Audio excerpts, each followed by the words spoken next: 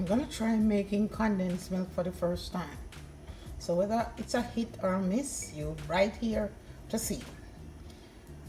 I'm using 2.5 cups of milk and 1 cup of sugar. I warm the milk a little bit because I want the sugar to melt quickly. So I warmed it a little bit. And you have to use a heavy bottom pot. 1 cup sugar. And I'll stir that. I'm going to stir it until the sugar has dissolved.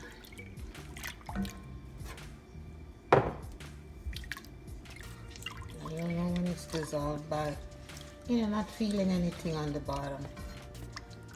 I turned on my stove, so I'm turning it back up because I want it to start boiling. And you have to use a big enough pot where the milk is not going to boil over.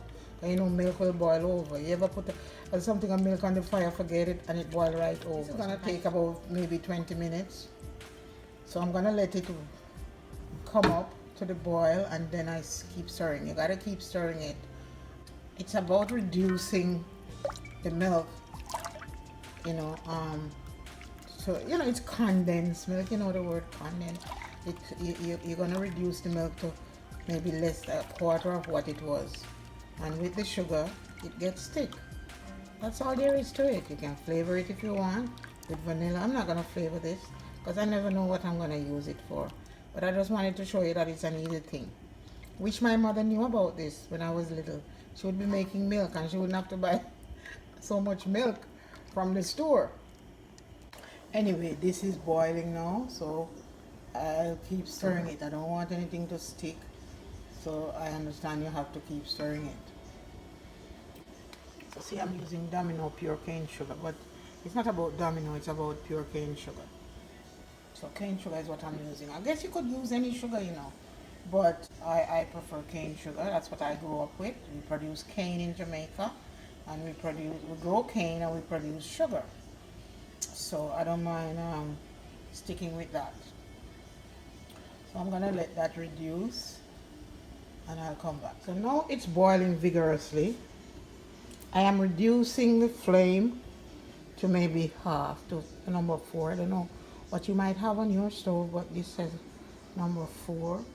So I put it down lower so it could continue. So I need to move around and do other things, So every now and again I'll come back and stir. And I don't feel anything sticking because if the sugar didn't melt properly, it would stick and burn at the bottom. So you got to make sure the sugar melt out before you start the boiling. So as you can see, this has reduced considerably. And I didn't really stir it all the time. I just stir it every now and again. Come back and stir every now and again. And it has reduced to maybe nearly half, not quite half, but nearly half by now. So anyway, we'll keep stirring and continue. So it's reducing, it's foaming, and I think it's near time. See, you can't see it, but it's kind of yellow. Can you see that? It's kind of yellow, almost like condensed milk. And like creamy, more like yellowish creamy. Now these foam I'm going to have to get rid of off the top. But for now, I leave them there and I'll keep stirring it because I don't think it's ready yet. They say it come to about a quarter. It's dripping. Let's see the drip. Dripping. Slower. I'm figuring it's very possible that in a few seconds I could take it off because look. That's going slower because it's getting cooler. And I'm thinking it might be ready. Almost like when you're doing guava jam. If you've never seen that recipe, look further down. I did it last year, I think. See? I think this is ready. So, I'm going to turn it off. I'll let it cool and I'll see how it comes. I'm gonna have to strain it and get rid of some of that scum or whatever. But it's ready.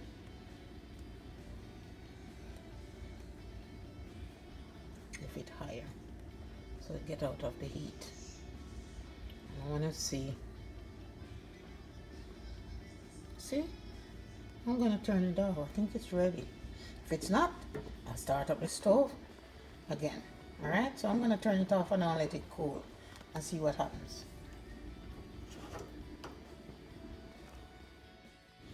I set it to boil a little bit longer just to make sure it's thick, and then I turn it off and put it to cool. So this is the result when it cooled. You know, it's thick. Then I'm straining it. Strain it out, you know, in little impurities, in little thick pieces. I set it to strain out.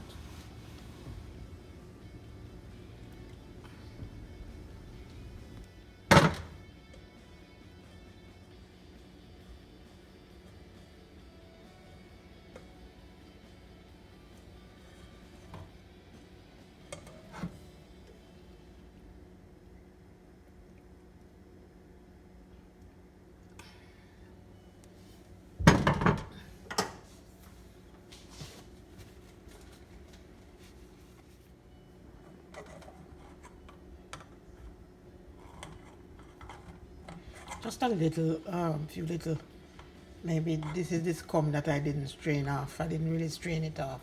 I just let it cook. So whatever was supposed to come off, it's ending up in the strainer now. And look, that's a lot. And I still have a little more left in the pot. So I'm going to finish up and see how much I got. So that's the bottom of the pot. So not much is left in there. Little scrapings. And I'm finished, you know, the bottom part kind of thicker. So I'm going to finish strain this out and I'll show you the rest of it. You should never buy condensed milk if you can avoid it. Not unless it's somewhere where you can't find condensed milk. But in this time, especially when people can't find stuff, this is the best time to be making your own stuff, you know? So this is one recipe that is easy. It's not very quick. It took me the better part of 25 minutes, but I didn't stay over the pot. I left it for a while. Just don't turn it down, turn it up too high so that, you know, it come over, you know. Two things to point out: don't stir it, don't leave it. Use a big size pot, a heavy bottom pot, and so that it won't burn. And make sure when you mix out the sugar in the beginning, it's totally, when you put the sugar in, it's totally mixed out. We started with 2.5 cups of milk. Now we're down to 1.5 cup. So we lost a cup. I want to thank you for watching on my videos, whichever you watch. And please subscribe if you haven't yet done so. And share my videos, like and everything. Thanks again.